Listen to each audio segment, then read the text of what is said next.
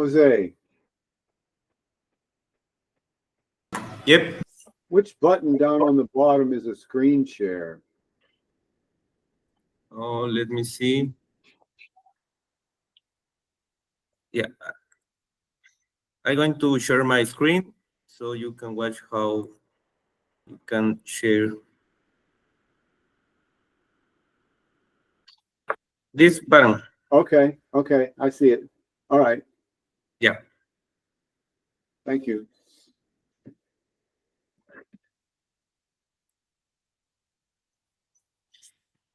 Ok, muy buenas tardes con todos. Quiero darle la más cordial de las bienvenidas. Tenemos al profesor Bruce Koerber. Él es de Estados Unidos. Habla inglés, no habla mucho español, un poquito nomás, pero bueno, lo tenemos de aquí. Y es muy interesante y es un honor tenerle en nuestra charla, porque él es autor de una teoría económica que se llama la economía divina, ¿no? Divine Economy Theory en inglés. Entonces, este ha causado como un nuevo paradigma de estudio dentro de la economía como campo social y nos va a ayudar mucho a entender el tema del emprendimiento como motor de la economía, ¿verdad?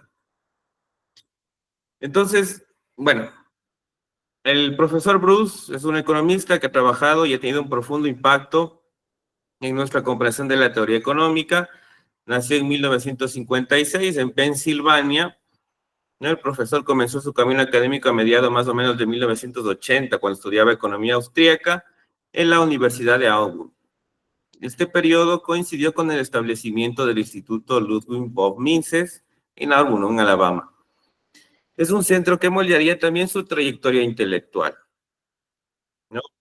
A lo largo de los siguientes 2 decenios, el profesor Koerber se sumergió en la lectura, la contemplación y la enseñanza, preparando el terreno para lo que más tarde se convertiría en una idea innovadora, ¿no? Al final del 2004, más o menos, un sueño llevó a la revelación de una nueva teoría económica de la acción humana.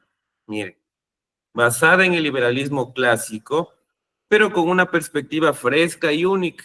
Es una forma de ver nueva de esta teoría, conocida como la teoría de la economía divina, ¿no? Que redefiniría la forma en que entendemos la acción humana dentro del sistema económico. ¿Cuál es el papel de esa acción humana dentro de todo el sistema económico? Entonces, bueno, hoy tenemos el privilegio de contar con la presencia del profesor Bruce en el primer Congreso Internacional de Economía y Negocios, organizado por el Instituto Horizonte Empresarial, y esperamos con entusiasmo escuchar sus ideas sobre esta innovadora teoría. Ahora, no se preocupen que la plataforma nos traduce todo al español, ¿no? Entonces tenemos el traductor, por lo que no hay que preocuparnos. Bueno, eso decía, it's a great honor to introduce the Professor Bruce Koerber, an economist whose work has made a profound impact on our understanding of economic theory. No? Today, we are privileged to have Professor Bruce at the first International Congress of Economics and Business 2025, organized by the Horizonte Empresarial Institute. We look forward to hearing these insights on his motivated and innovative theory and its potential to reshape economic thought. Please join me to welcome Professor Bruce Koerber. Thank you very much, Jose. I appreciate all that. I'm going to real quick just go to a slide to get us started, and then I'm going to jump back and talk. But the slide, let's see, how do we get to that?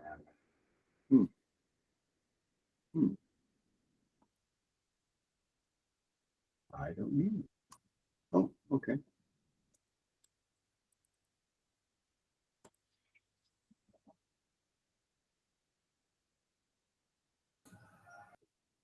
So, Yeah. can you see that? Yeah, we can see. Okay, so basically what we're talking about is that economics is greater than you think.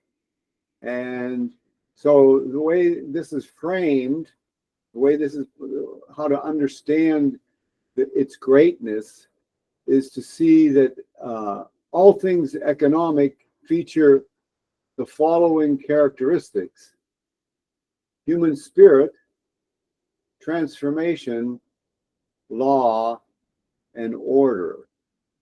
So that's kind of the big picture of what we're going to be talking about. And so the thing that everyone should know about the economy is that it's always in disequilibrium. It's always having a situation of radical uncertainty. And the way it works is there's alertness on the part of individuals. They're alert to the changes that are always taking place everywhere at all times. So it's that alertness which is basically one way of describing alertness is that's the entrepreneurial spirit. That's what's driving the economy. That's what's making knowledge transfer through around the world between people. Is this alertness by entrepreneurs who are working within this world that's made up of radical uncertainty, and it's always in disequilibrium. So the entrepreneur, what they do is they discover opportunities, and then they respond to those opportunities, and then they also then, as a result of that, they generate opportunities by taking on and bearing the uncertainty of being the one who takes action. Okay, so that the entrepreneur is so important because they're the ones that are paying attention, and they're reading the world around them. So where they are functioning, though, where the entrepreneur is when this is happening, is they're part of a market process. So, and this market process is competitive because individuals, you and I and everyone else, has this entrepreneurial spirit within them. Okay, so it's competitive in the sense that everyone is alert. Not everyone will necessarily take action, but many will. And by action being taken by many individuals, that's what's could be understood in terms of it being competitive, because everyone's trying to find what's best for them. And so and there's no restrictions on that, so it's competitive. So what happens though is there are individuals who are entrepreneurs who actually bring into existence things that are valuable, and these entrepreneurs are also known as producers. So when they do that, they're not immune from competition, because they're out there trying to bring something that others want, and so are other people doing that. So there's this competition that's happening all the time, and it's the entrepreneur though that's taking on this role of being a producer. And what happens is when they do that, what they're trying to do is they're trying to deliver something that people want, either through lower prices, higher quality, or more choices of products than there were previously. And so but when you think about that, you think about, well, low prices is good, higher quality is good, more choices is good. Who deserves the credit for that? It's the entrepreneur. The entrepreneur is the one who makes that happen. But they make it happen in a climate or in a situation which requires it's the production of anything is time consuming. So what that means is that the entrepreneurs, for them to be producers, they need capital. And so that's all part of the structure that entrepreneurs work with is capital based. They need that capital. And their goal, though, is to identify relevant means and ends. So the ends, a relevant end would be knowing what, or perceiving what someone wants. And so that's to be successful is to find those relevant ends. But for the ends to come into existence, you have to have means to get there. So the entrepreneur also has to identify the success, the relevant means, and that's what makes the endeavor successful, when they can identify the relevant means and ends. So the entrepreneur then is the one who's keen. They can forecast. Like I was saying, they identify the relevant means. So they're able to forecast demand. The demand for this product or the demand. They're also able to forecast the costs which are involved in the production. So, and they do that in a situation which is very it's a situation of radical uncertainty. It's very competitive because all these resources and all these things are happening quickly, and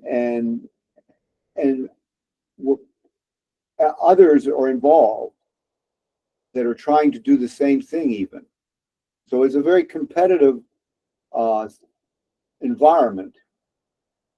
And so what's happening though, for that to even be possible, the entrepreneur has to be listening. They hear the cries, and then they have to be watching. They see the opportunities, and then they have to be willing, because they have to bear the uncertainties, and it's these people that are doing that are hearing the cries, they're seeing the opportunities, they're bearing the uncertainties, and those are the individuals, the entrepreneurs, or the collection of individuals acting entrepreneurially that create a firm. That a firm then does that.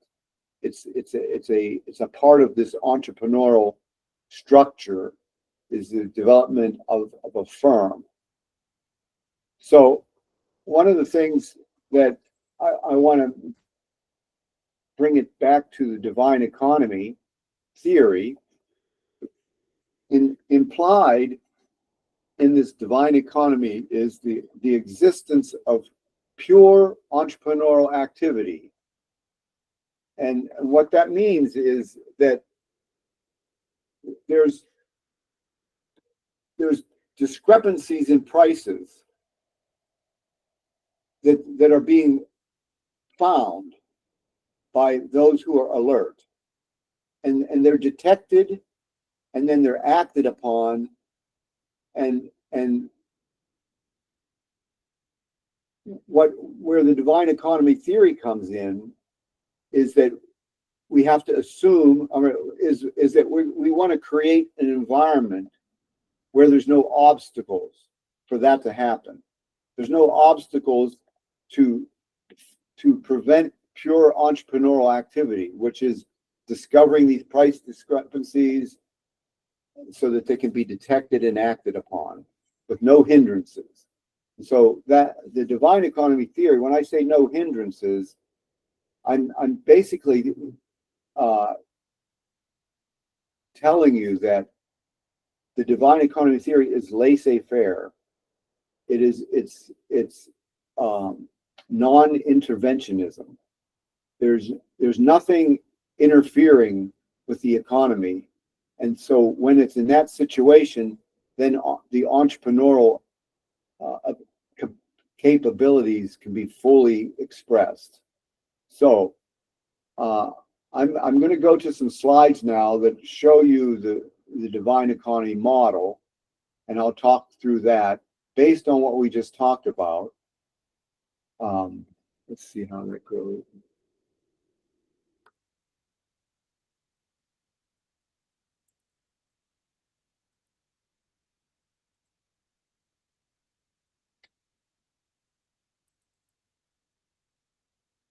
Huh. Maybe that's not going to work. I didn't know how that was going to work. Okay, so. Yeah, we can see your screen. Well, except I needed to look at each of those individually. So I think, oh, wait, maybe I think, let me go back into that again. I think, let's see where I am. Okay.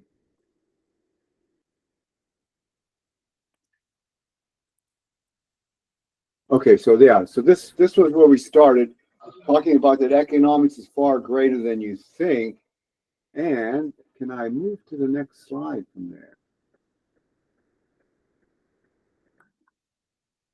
So I might have to go a different route on that. So let's see. So I'm going to stop that and go directly. Okay, so then okay. So I might have to stop each time to do that. Okay, so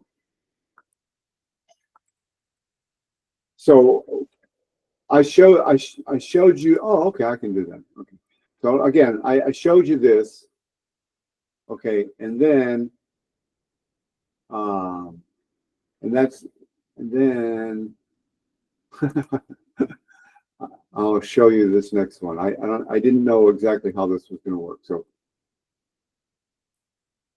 this is a representation of that same one we just looked at, and this shows those same elements that the economy is made up of, which is human spirit, transformation, law, and order. And it is a divine economy model. It's laissez-faire, meaning hands-off. And the reason it's hands-off is because it was created as part of providence for us.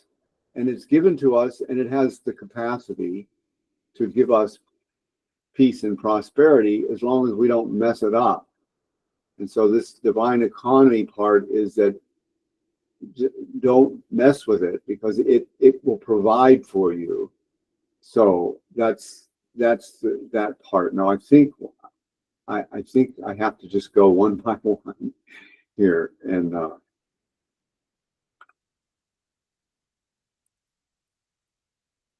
then I'll go back to here. I apologize again for that.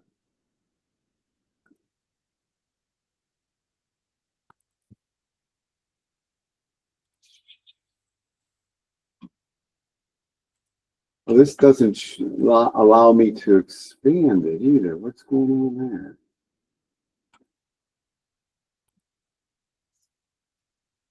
Does that expand when I do that? Yeah. Oh, okay. So we went from that. Oh, okay, no, I think I figured it out. Okay, so I got to figure it out. So there's the first one. The second one was here. There we go. Okay, so we got the transformation. So now we're going to actually go in. This is the initial image. Then we're going to actually go in and add some economic characters, elements to it. So part of transformation is this capital structure. Part of this human spirit is purposeful action. Part of the law is property rights, and part of the order is market. And they're all functioning as part of this divine economy. But this now shows you these economic aspects to it, so you can start to see how that model really is an economic model. So what we did then is another element of the economy is entrepreneurship. We talked about the spirit of entrepreneurship. So entrepreneurship, all humans have it. It's because they're alert to what they want to make things better around them. They're always alert, but they're either latent or active. So even if they're alert but they don't take any action, they're aware of it but they don't take the action. But they're still entrepreneurial.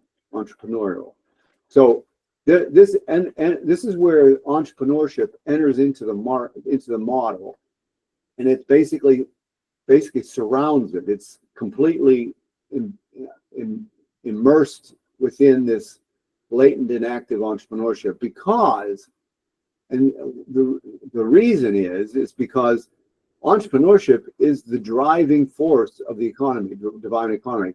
You can't imagine, okay, because we talked about it, that it's always in disequilibrium. You know, it's always in movement. It's always radical uncertainty. So the only way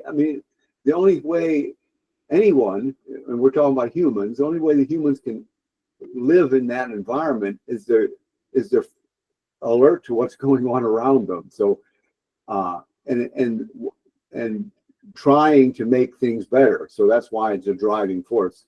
Okay, so that's what's happening there. So this is the same model, except we now have this axis here called the nature and role of knowledge, and that's going right through the heart of this whole model, and it's spinning around this. So basically everything is dependent on the nature of knowledge and the role of knowledge. That's, and you know, we're talking about the alertness. Well, alertness is, you know, acquiring knowledge, you know, and alertness is recognizing the nature of knowledge. The nature of knowledge is that once you have it, then you act on it. So that's kind of a central axis that everything's revolving around.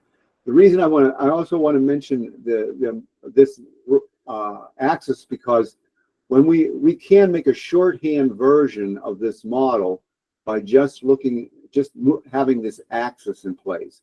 So I'll show you that here. Oh wait, before we go there, this is so over time, this model, and here's the axis, and over here's the axis, okay? Over time, this model just goes across time. You know, the divine economy, the economy is in a certain condition at this point, and then things have changed. You know, these are you know, instantaneous changes. There's no. I mean, it's always happening, but it is altered over time. Like when I was saying that the divine economy says that we don't want interference with the economy. We don't want people intervening in the economy. So it could be that over time it's gone this way, okay? Because now it's harder to gain knowledge because there's some, you know, restrictions on it. So okay, so anyways, we're assuming that we're moving in this direction right now. So we're to the right. So this is because we're assuming, and this is true, humans are always trying to find better ways of doing things. So it's an ever advancing civilization. And this is basically the divine economy model, the shorthand version of it. See, there's the nature and role of knowledge axis, and it moves across time like we just looked at. Okay, so this is, and it's moving towards prosperity. It's all, humans are, unless the state becomes really, really strong, it's always going in this direction. Okay. So one of the things I wanted to talk to you about is this production possibilities frontier. That's what this is here. So this line here represents all the possibilities based on the of being having a degree of production based on all the conditions that are existing. So what we look at, this is a macroeconomic view. So we're looking at two macro elements: distorted signals versus true signals. And this no growth point here represents along this possible production line frontier. What that no growth represents, okay, so there's true signals and there's distorted signals, but the distorted signals are canceling out the true signals so that in the future there's no growth. You know, there's some growth because of true signals, and there's a lot of negative things going on because of the distorted signals. So overall, this production possibilities frontier over time doesn't change. It's stuck there because it's at the no growth point. So with regards to entrepreneurship, that's why we're talking about signals. They're alert to the things that are going on in the economy, you know, everything around them. And if they're getting false signals, they might take actions that lead nowhere, or that cause a loss of resources, loss of capital. Okay, versus the other side, if they're getting true signals, entrepreneurs are looking for these signals, okay? And if they're getting true signals, so we're going to look at see what happens now. So this is just without the label, it just shows you the same thing. So here's what happens now. So when the economy is in this current situation, this is the possible production system, but we're right here, meaning the distorted signals are now stronger even than they were here at this no growth point.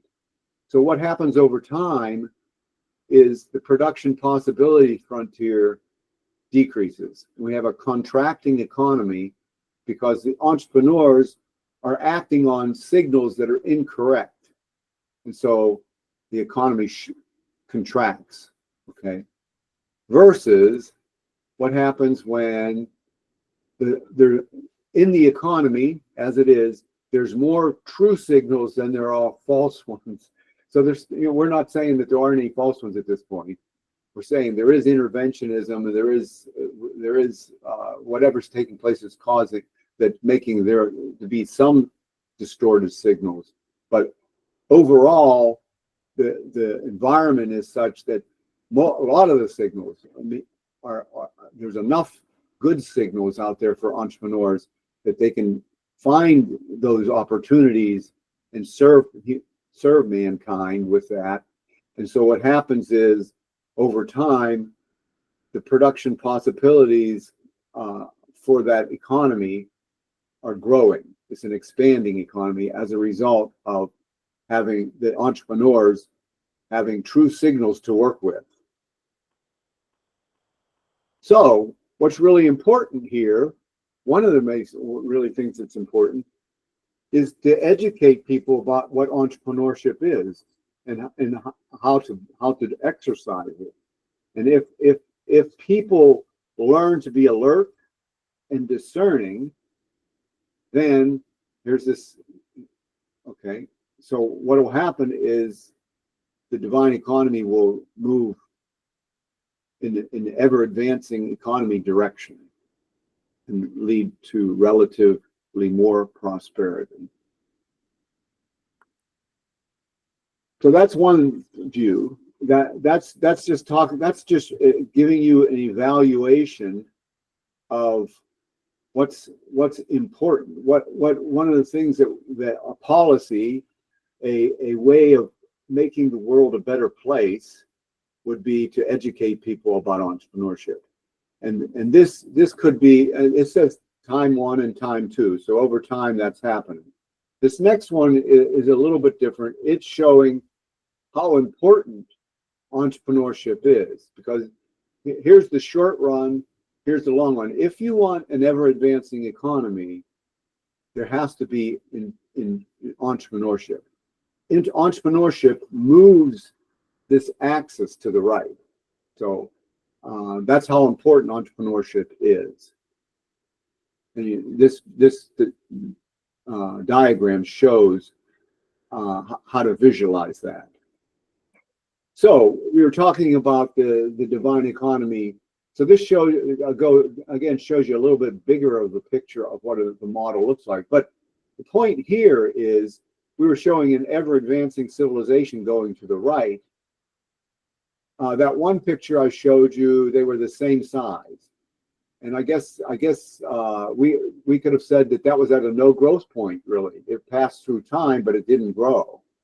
But when you have an ever-advancing civilization, the economy is growing the divine economy is expanding, which means all these elements are expanding. So you have a more excited and active human spirit.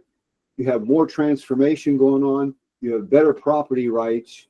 You have a stronger market here versus here. So, and then the nature and role of knowledge is better. So it could be going faster. It could be like, for instance, okay, so say this is pre-internet, and then this would be after the internet. The knowledge, the speed of the knowledge is so much faster, and the role that it's playing, so that would be an example of that. Okay, and then, so like everything is expanding.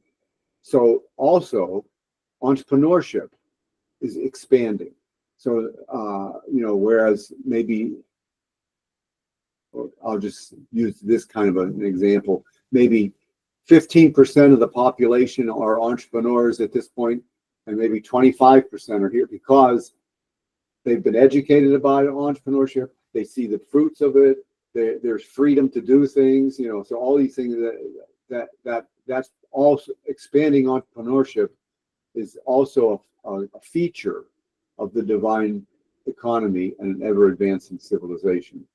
So I wanted to talk about this. Now, we talked about that entrepreneurs are the producers. They're the ones that produce. And what that is, so we have scarcity. And what scarcity is, it's unlimited wants. We would love to have everything if we could, but our means are limited.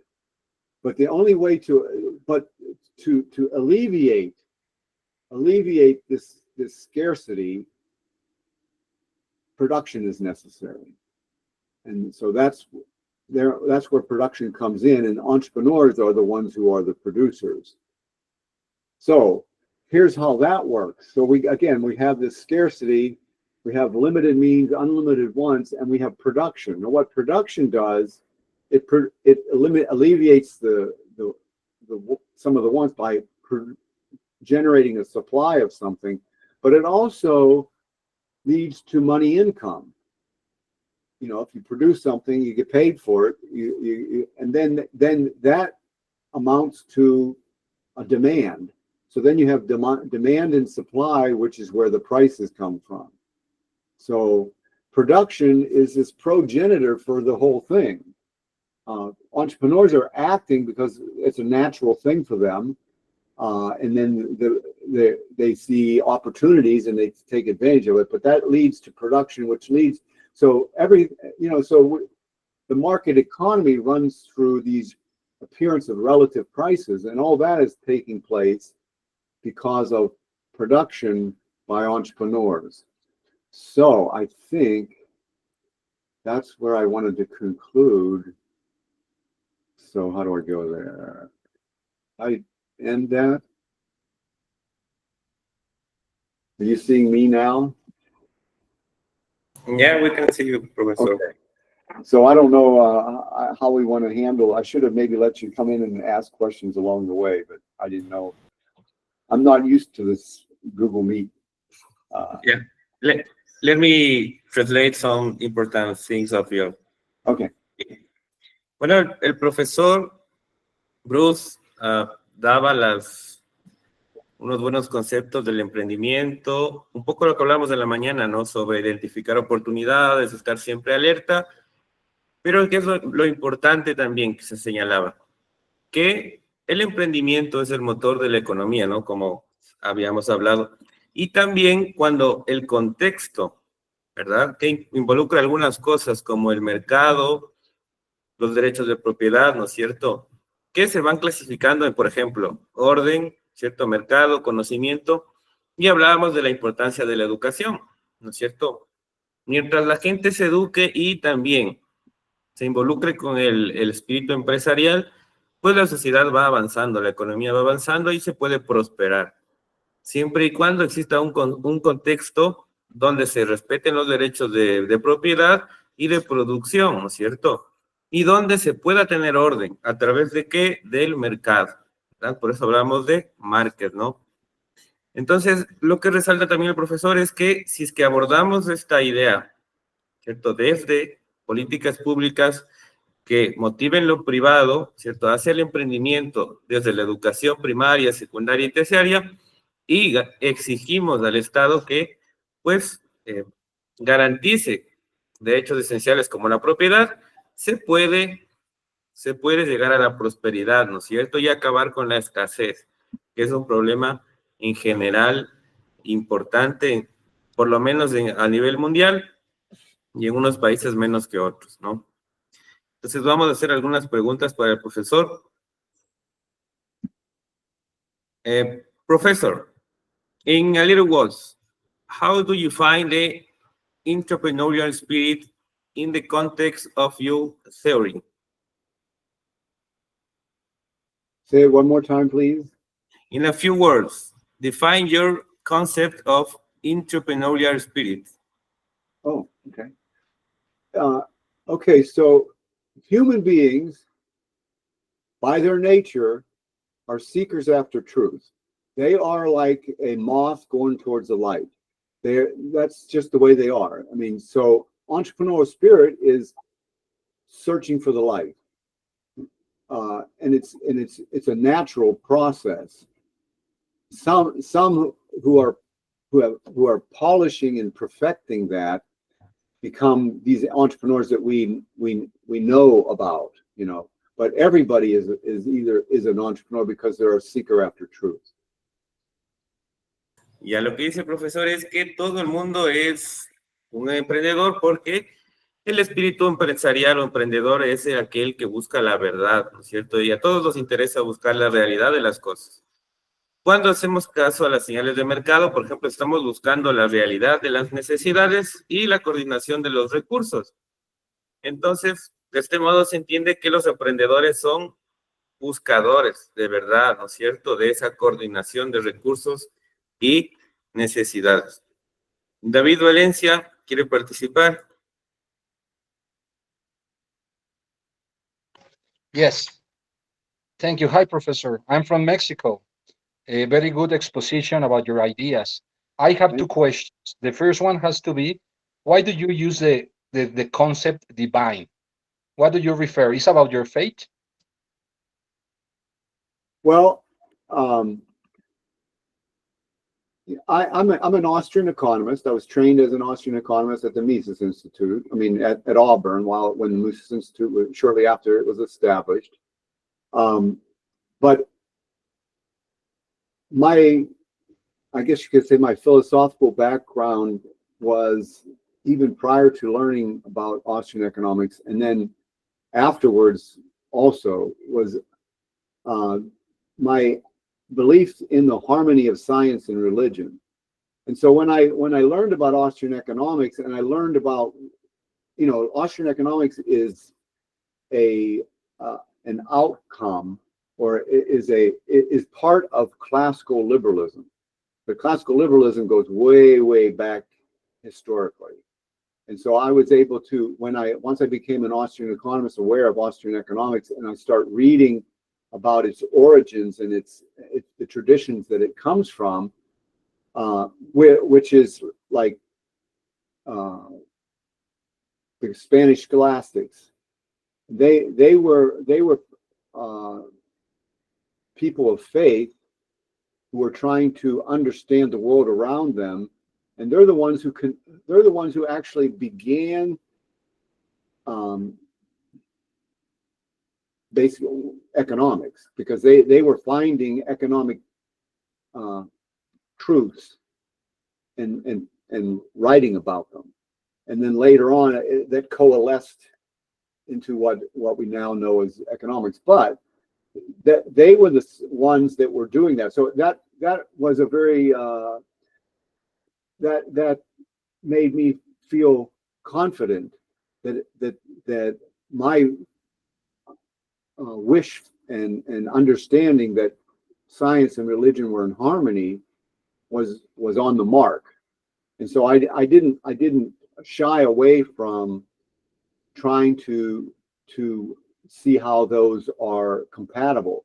And the reason that was even possible is because Austrian economics uses a methodology which allows humans to be spiritual, because empiricism does not allow that. But subjectivism allows humans to be the way they are, and they are spiritual, and that's what the classical liberals knew, and so I just carried that forward. Thank you. I have another question. I also was a Mrs. University class 2013, and I read a lot of Gary North. I love their works about the Puritans' economics. So I was thinking maybe it was the same origin. But the second question is what is happening here in Mexico. Here in Mexico, we have a big problem in the political economy.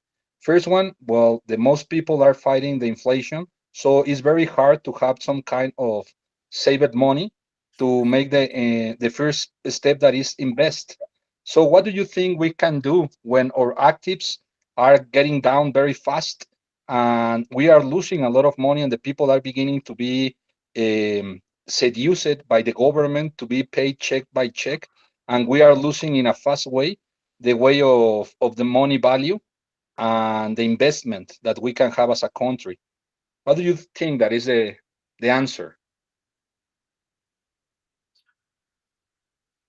Well, I think under those circumstances, community is really, really important. So family and community working together, trying to that I think you all kind of have to be on the same page also. So maybe family isn't always the best, but community would be a community of individuals who are like-minded, who are like-educated, that are trying to, I wouldn't say pool their resources, but pool their efforts, and so that capital can come into existence. And then, the challenge is for all entrepreneurs is, I mean, just because you're an entrepreneur doesn't mean you're going to succeed. So consulting, being a consultation among people who are like-minded in a community that recognize the value of capital, recognize the value of entrepreneurship, that would be a kind of a protection to some degree against inflation. I don't know how you can battle the state when like that. I mean, unless the other things will have to take place to expose the cruelty and the unethical aspect of inflation.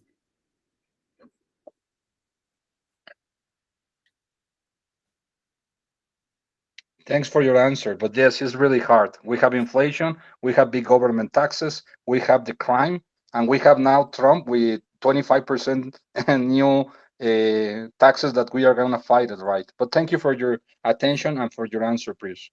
You're welcome. Consultation, I guess, is the best way.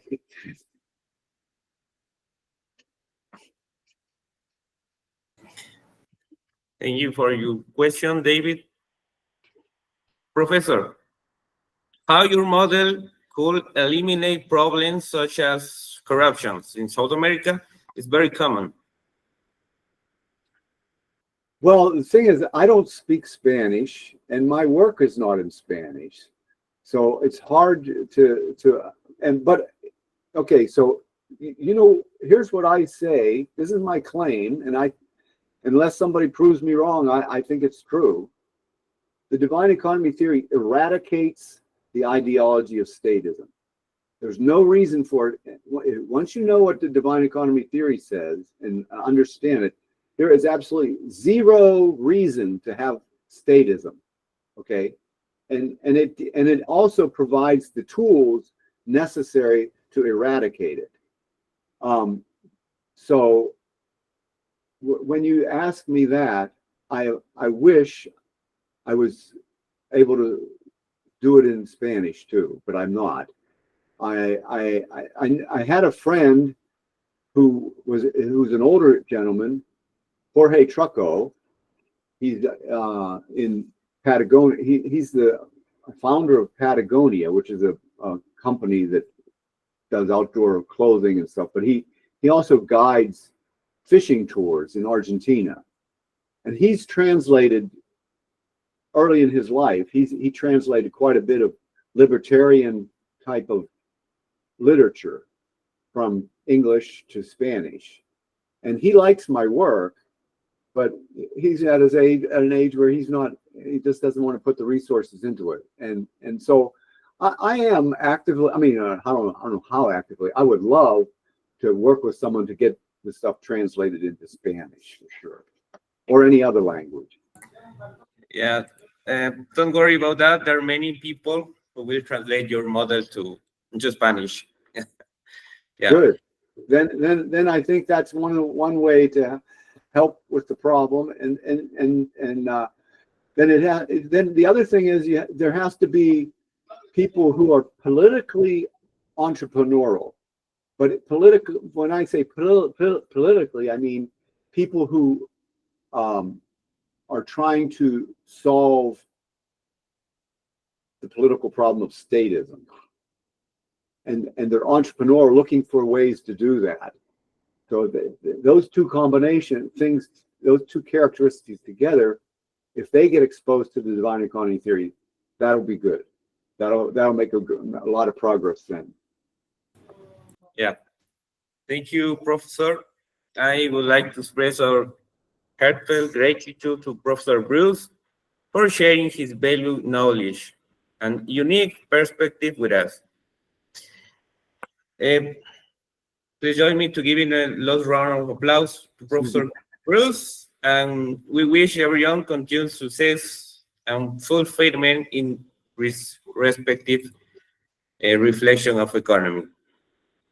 Thank you very much, Bruce. And you are welcome in Ecuador. That would be wonderful. I would love that. Thank you. Thank you.